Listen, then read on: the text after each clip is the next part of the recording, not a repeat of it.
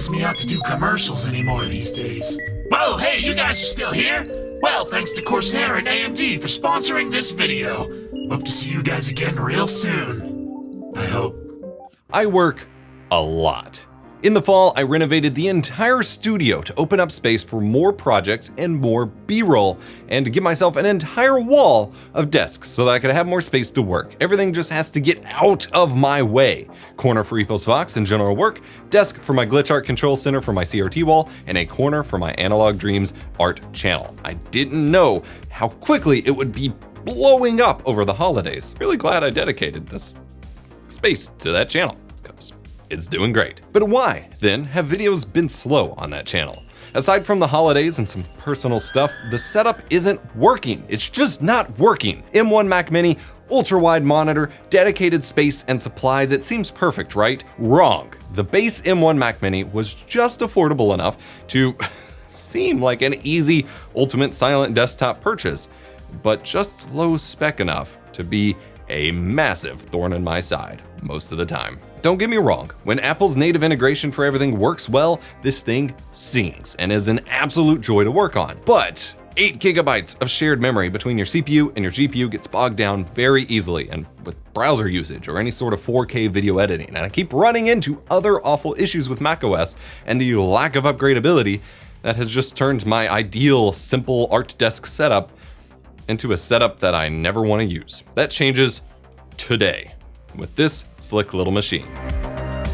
Corsair and AMD wanted to sponsor a video and sent over a rad Corsair Voyager A1600 customized by the Origin team for me to try out. Perfect timing, really. If it could hold up to a week's worth of dedicated work and play use, I'm ditching the Mac Mini. Time to swap the Voyager into place and see what it can do. Let's take a voyage. Who writes these scripts anyway? Come on. I'm not a laptop guy, really, but the ability to take what I'm working on here and take it into the house when I'm on dad duty, plus get some gaming done, is damn appealing. Dual USB 4, USB-A, Thunderbolt dock, and Ingredient X. An entire connected setup with just 3 cables for unlimited power. Everything set up immediately. 100 Hz ultra-wide monitor, mouse, keyboard, memory card reader, Stream Deck Plus, Wave XLR, and mic, speakers, camera, plus wired Ethernet. Everything detected and worked right away. Smooth sailing so far. Time to set Windows to not shut down when I close the lid, set a fan profile to extreme to keep, everything cooling since I don't need to save battery here, using the keyboard hotkeys, and time to get to work. Hey, it helps to use your peripherals if you install the software meant to control them. This is what happens when I move to a new computer. Really, I gotta restart to use it. All right, I think we are off to the races. My Bluetooth signal from over here is a little spotty, but that's not really the laptop's fault. That's just where I have it placed. But I can probably I probably have a USB Bluetooth thingy somewhere around here. Certainly not a deal breaker. There we go. Easy selection. Quick little thumbnail tip. Any subject that you want to be super sharp, turn on a high pass filter on a duplicate copy of it with overlay blend mode, and then use opacity to bring it down how you want. You want things to be more punchy than looks right to your eye, because when it gets shrunk down for a thumbnail, it looks a lot better. That little extra punch makes a huge difference on a mobile device. All right, that's 2 versions of the same thumbnail that we've made here in Affinity on this computer. I could just sit here and do this all day. Works perfect. I made YouTube thumbnails for all of my channels all week using Adobe Photoshop and Affinity Photo, and it didn't break a sweat. I've shown before that photo editing is not a hugely demanding task once you have gaming tier hardware, but it was still a great first step. I wanted to start easy. It's a laptop. I didn't know what to expect. I wanted to throw out a softball. I was nervous how it would handle video editing though. I have a demanding workflow, and it is a laptop after all. But the AMD Ryzen 6980HS processor and the AMD Radeon RX 6800M graphics hold up to video editing perfectly. The 12 gigabytes of VRAM on this graphics card is more than many high-tier gaming desktop graphics cards has, and Resolve just kind of soars on it. Well, once I got footage stored locally, as I don't have 10 gig networking set up here. I was honestly gonna go easy on this for my video edits. My original plan for when this scheduling was supposed to work out was I was going to do some easier tutorials that wouldn't have required as much horsepower necessarily to drive. But that didn't work out. So instead we're doing one of the harder videos to edit, and that is a webcam comparison where I have to stack 4 full res copies of a 4K webcam that we're comparing here. And it's been handling it like a breeze. Like I still haven't cropped, you know, made all these go together yet. 1, 2, 3, and 4. Sick. So what I usually do for these comparisons is I record in an 8K canvas if I'm doing 4K. If I'm doing 1080p cams, a 4K canvas with all 4 at the same time so I can keep them in sync. But then I have 4 8K layers punched in that I have to deal with. And honestly, I will sometimes throw in a 5th one to show the 4-way split as well. So we are doing great. So this is how I'm going to switch between them, and then we'll do some crop views. Like, it's handling it pretty well so far. Yeah, we have not really dropped any frames. That rendering lag kicked up when I first started recording just because that's what happens with OBS sometimes. What the hell? Immediate, like this, I don't need this anymore. I had a whole external recorder for my camera because the Mac just couldn't keep up anymore. And the encoder was crap anyway.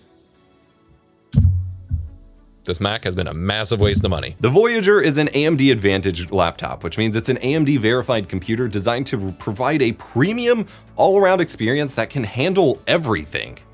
Since both the CPU and the graphics card are AMD, they're able to control and fine-tune the entire flow so that awesome features like Smart Shift automatically allocate more power to the CPU for CPU-heavy tasks like, say, most of video editing or calculations, those kinds of things, or to the GPU for GPU-heavy tasks like encoding, photo editing, gaming, that kind of stuff. All automatically without me having to think about it. I don't have to balance the load, they do it for me. Yeah, so I've got 5 tracks here of 8K video, split off into the 4 quadrants and then the 4-way split for this comparison. This is wild.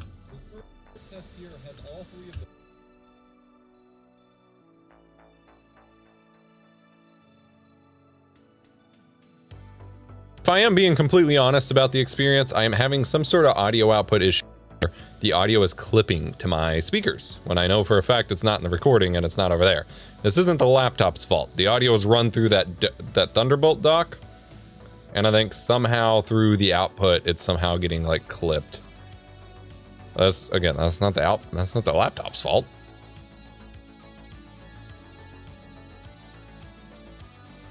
Yeah, I mean, I don't know what else to say other than not having all of my fonts and effects synced up.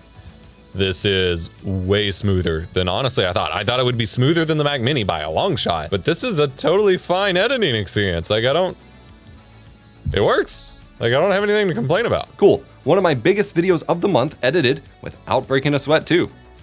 Interesting. My biggest disappointment with the M1 Mac Mini in this setup was when I started recording videos for the art channel, or, you know, for setups like I do here. One screen and one camera shot shouldn't be that big of a deal to record, right?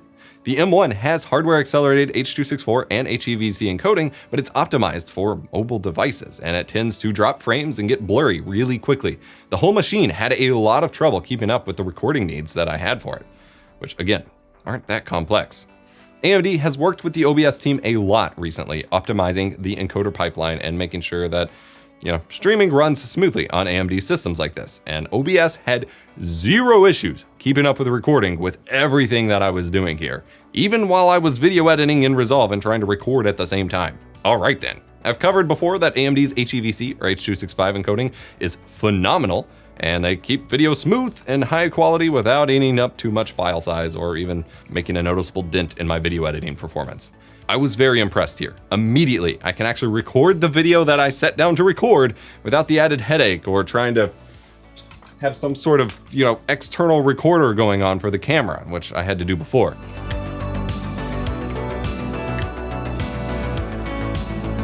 It's been about 2 weeks now since this challenge began due to some delays, and yeah, the Mac Mini just doesn't hold up at all compared to this thing for my workflow. Yeah, it's enough work for now. Time to play some games.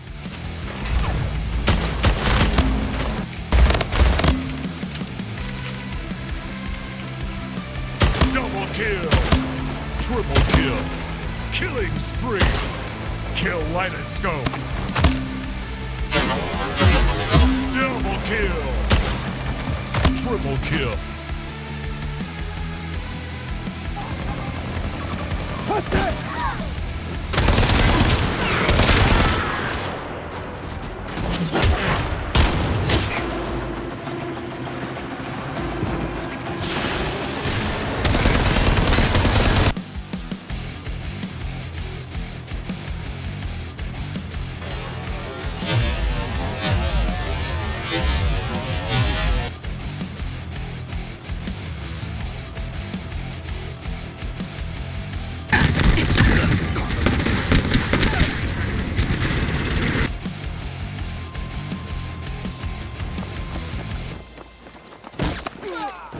240 Hz is the perfect refresh rate for gaming IMO, especially with FreeSync. Just let the games run as fast as they can, sync to your display, and you've got one of the smoothest gaming experiences that you can get.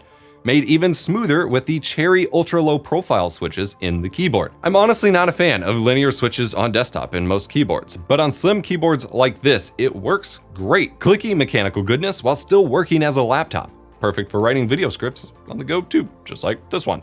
That's not the only set of keys on this laptop either. Almost resembling a cyberdeck, the Voyager has a whole bar of what they call S keys that can either launch general purpose things in iQOO or connect to the Elgato Stream Deck software.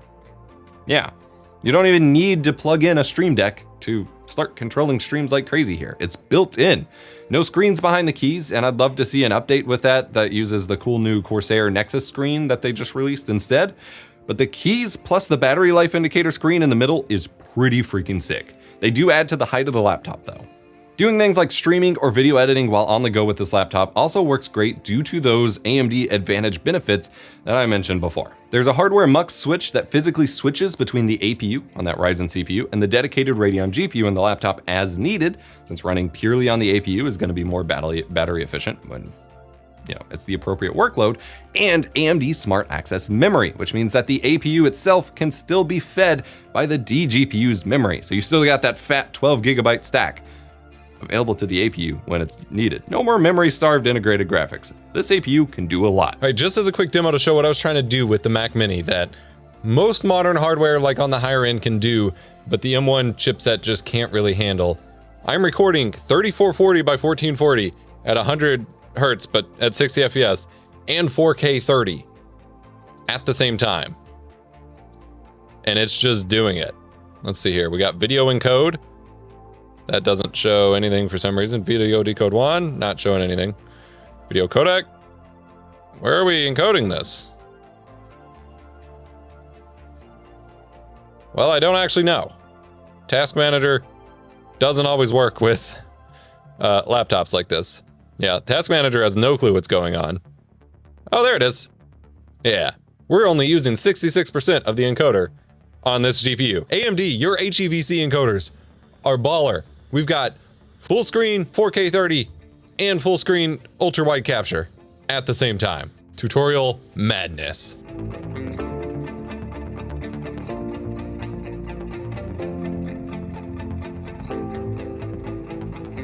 AMD is developing more and more ways that your work can automatically switch and load balance between your pieces of hardware, such as, for example, having the AI noise removal, noise suppression filter automatically shift to running on the APU from the DGPU when you're, hitting your GPU hard enough with gaming and streaming and whatever, and just continues to make your life easier. Again, you don't have to configure any of this smart shifting stuff. It just does it. Plus, that screen. 16 by 10 has always been my favorite aspect ratio since my day of 1440 by 900 gaming back in high school, but it has all but disappeared on the market, at least for desktop monitors, until recent years. Laptops didn't even have them for a while either, but now they do, and it's glorious. Not only does the Voyager have a 16 by 10 display with 2560 by 1600, a perfect resolution for a laptop, but it runs at freaking 240 Hz with FreeSync Premium, as I mentioned. This is mind-boggling. Where are the desktop displays like this? Where? Deliver them to my door right now. The extra height does mean that the laptop height might be a little taller than you're used to for laptop sleeves and pockets, but the productivity boost is it's so wonderful.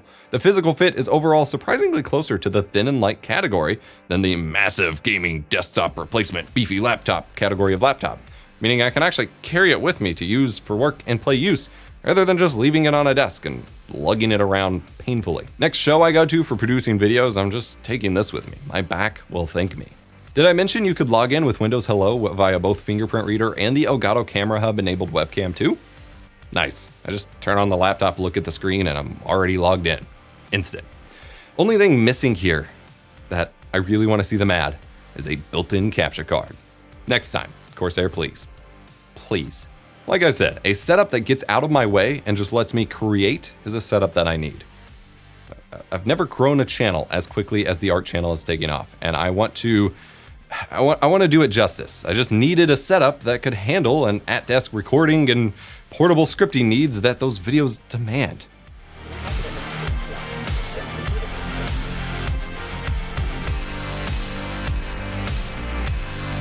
This is it. I can work now. Or, you know. Your warframe is a weapon. Prove you have mastered its power. Remember to be kind. Rewind.